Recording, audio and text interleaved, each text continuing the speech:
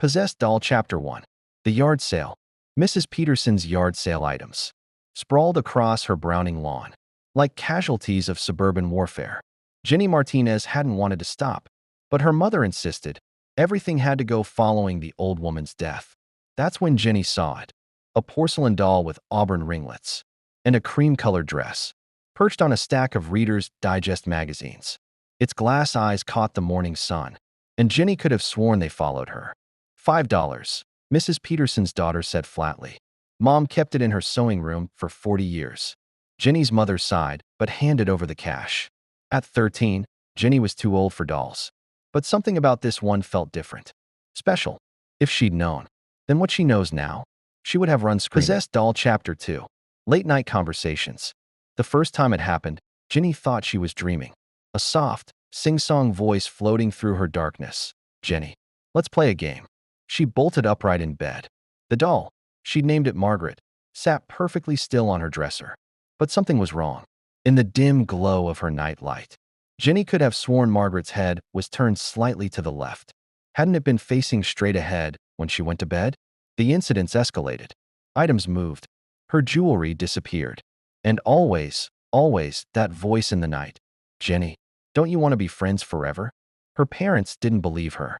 They blamed an overactive imagination, too many horror movies. But Jenny knew better. She'd caught Margaret's reflection in her mirror once. Lips curved in an impossible smile. Possessed Doll Chapter 3. The research. The local library's microfiche revealed the truth. In 1952, a girl named Margaret Whitmore disappeared from her bedroom. The only clue, a porcelain doll left in her place, with auburn ringlets and a cream-colored dress. The doll vanished before police could collect it as evidence. 3 more disappearances followed over the decades. Each time, witnesses reported seeing a similar doll in the vicinity. Each time, the doll disappeared without a trace. Jenny's blood ran cold when she read the final detail. All victims were 13-year-old girls, just like her. Possessed Doll Chapter 4. The game begins. Let's play hide and seek, Margaret whispered that night. Jenny watched in horror as the doll's head rotated slowly, mechanically, until those glass eyes fixed on her. If you win, I'll leave. If I win, well, you'll make a lovely doll yourself. The house grew colder. Shadows lengthened impossibly across her walls. Jenny ran, heart thundering against her ribs. Behind her, Margaret's laughter echoed through the halls. No longer sweet, but razor-sharp. Ready or not, here I come. Jenny crouched in the basement behind old boxes, trying not to breathe. Above, floorboards creaked with deliberate steps. Not the heavy footfalls of her parents, but the light pitter-patter of tiny porcelain feet. Possessed Doll Chapter 5. The final play.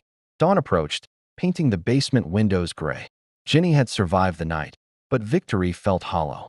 Margaret's voice drifted down the stairs. You can't hide forever. Jenny, sooner or later, you'll have to sleep. Jenny clutched her mother's old silver cross, remembered the library articles. The doll needed to be destroyed, but how? Fire? Breaking it? Each previous attempt had failed. Then she remembered Mrs. Peterson's daughter's words. Mom kept it in her sewing room for 40 years. Mrs. Peterson had contained it somehow. Jenny raced to the yard sale house, now empty except for the sewing room. There, pinned to the wall, she found it, a protection charm, stitched with symbols and blessed threads. That night, Jenny waited with the charm. When Margaret's eyes began to move, Jenny struck. The charm touched the doll's porcelain skin, and a shriek pierced the night. Margaret's perfect face cracked, dark smoke pouring from the fissures. By morning, nothing remained but a pile of broken porcelain and a cream-colored dress. Jenny burned them all, scattered the ashes in running water. Sometimes, on very quiet nights, she still hears a distant whisper, "Want to play again?" But Jenny knows better now. Some games aren't meant to be played.